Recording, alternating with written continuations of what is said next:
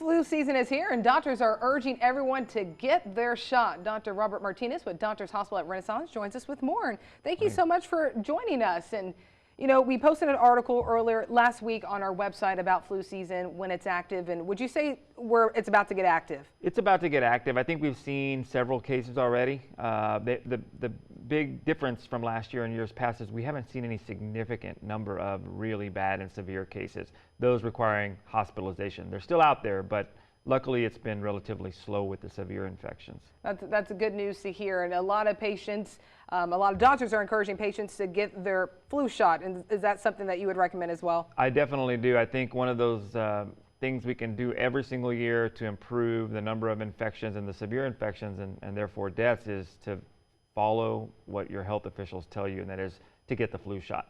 There's really no good reason not to get the flu shot, and I'm hopeful that that's probably why you've seen some numbers not be as high as in years past, or certainly with the significant infections, is because people are getting vaccinated and they're heeding the warnings. No good reason not to get the vaccination. They work for everyone. Yeah, and is there a certain age group where you would really highly recommend? Good question. So really it's for anyone, but anyone over the age of 6 months should be getting it.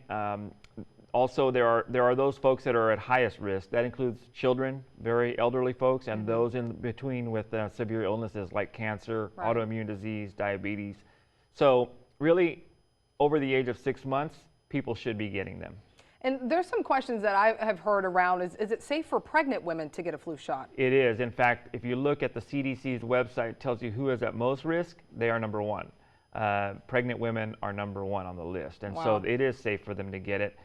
They probably benefit more than anyone else, because what happens with the flu is once the flu hits you, it gets your immune system very down. Then that's when the really nasty infections and super infection and bacterial infections start to set in. So it's most important for that mother and the baby. So the question that I hear, or the statement I hear from people why they don't get vaccinated, is they're like, oh, it's going to give me the flu. Yeah, not true. Grandma's wise tales are not quite so true.